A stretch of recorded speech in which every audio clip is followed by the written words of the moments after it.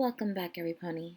When we last left off, Shining, Cadence, Twilight, and Spike have found out that Inverno is no longer in the castle and that Professor Key Signature has also disappeared. Key Signature, on the other hoof, has been taking Inverno around the Crystal Empire and showing him a lot of new things, and also has spotted some crystal guards looking for them. What will happen now? Will they evade the guards or will they get caught? I guess it's time to see. Inverno in F minor. Written by Craig Dinkwell. Chapter 27. Thy Sanctuary. Why are we going so fast? Inverno asked his teacher, who was struggling to keep up at his side. Remember that bit this morning about getting into trouble? Professor Key asked, looking over his shoulder quickly. Turns out we might get into it a lot quicker than I planned to. Slow down! What do you mean? The guards are looking for us. We need someplace to hide. He told him. Like that place? Inverno pointed out a wide crystal stadium with a large seal of the Empire proudly hanging from its walls, along with the banners, too, that displayed musical instruments, notations, and a pony waving a stick. Perfect. The two of them dashed up to the stadium where the ticket booth was. The booth itself was really a table with orange, yet bored-looking young stallion with a box with a padlock and a stack of tickets. Here for the show already? The ticket pony asked as they approached quickly. You do know the show won't start in 45 minutes. Never mind that. The professor hastily spoke, reaching for his bits bag. How much? The ticket pony rolled his eyes. 10 for adults and 5 for foals. Without thinking, he grabbed a hooful of bits and dumped it in front of the teenager before grabbing 2 of the tickets in his mouth. Before the orange stallion could process what happened, both Key Signature and Inverno rushed into the stadium. Hey, do you need your change? He called out. But the two were already out of his sight at this point. The teenager shrugged and opened up the locked box and dumped the bits that were thrown at him in.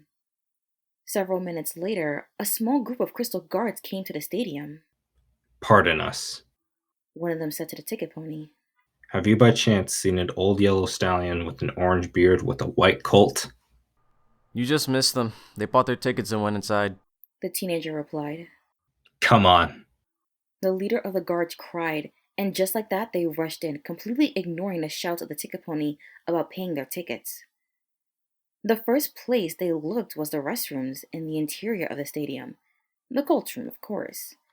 One of them peeked his head in and looked under the stalls to see if he could see any sign of legs. When he saw it was completely empty, he called back to his fellow guards to tell them that it was all clear in there. They searched all over the stadium as the orchestra and choir were getting ready for their big performance. They went through every hiding place they could think of, only to find no sign of neither the cult nor the teacher.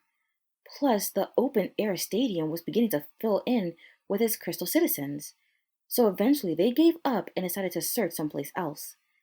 Not 5 minutes before the concert, in the little cult's room, in a place presumed empty, a voice whispered from one of the stalls. I think they should be gone by now. The empty stall materialized 4 legs from one stall, and another 4 from the other. About time. Inverno commented as they stepped out of their hiding places. I was getting really bored in there. So come on now. We have a concert to attend. Keys said, signaling the cult to his side. The stadium was quickly filled up with the Empire's curious citizens who were itching for something new. Inverno and Key Signature took their seats alongside the other crystal ponies who were looking at the very center of the arena. Inverno saw the curious instruments that he'd seen from the music room. Even more interesting was the fact that the orchestra and the reserved part of the stadium were full of ponies who were like him and his teacher. They were staring at the audience with wonder and awe. Why are those ponies sitting over there? The young unicorn asked, pointing to the reserved area. I think that must be the choir. The elderly earth pony said. I admit they have a huge orchestra here. Then again, this is a pretty big place, so they need to generate a huge sound for every pony to hear. What are they holding? Inverno pointed to the orchestra itself. Remember when I said that over time that musicians have combined into other groups to produce a wide range of sound? The unicorn shrugged. In every orchestra, every musician is divided up into a few groups.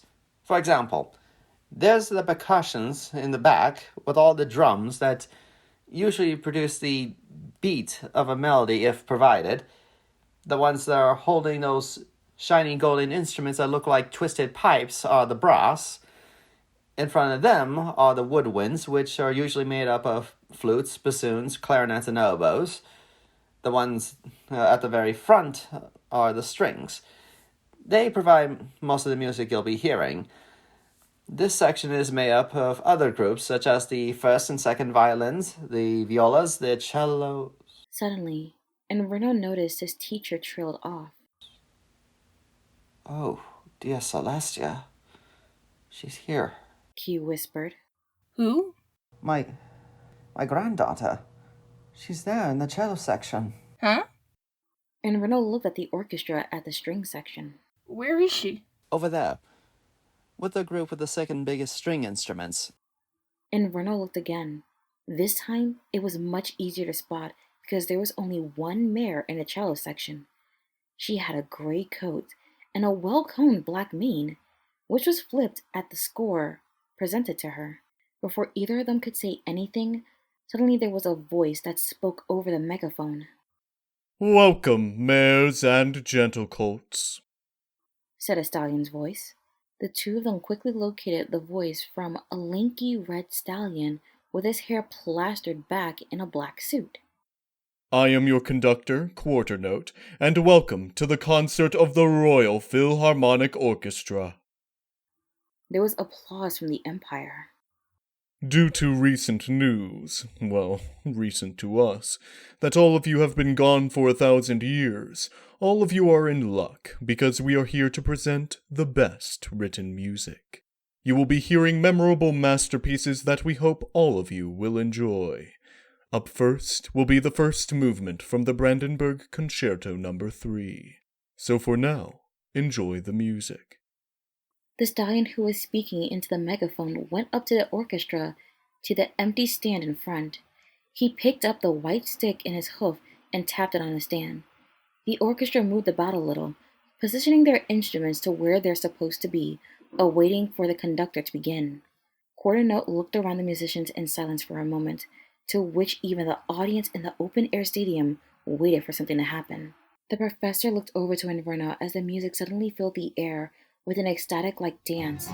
He watched as the colt gave in the trance-like state. Perhaps once the music was over, he can ask what kind of world he was seeing.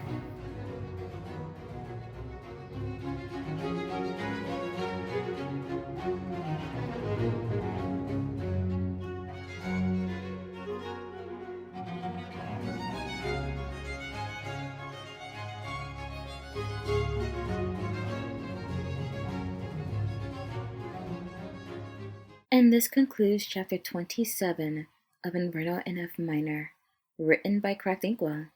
Well, everybody, that was quite the scene.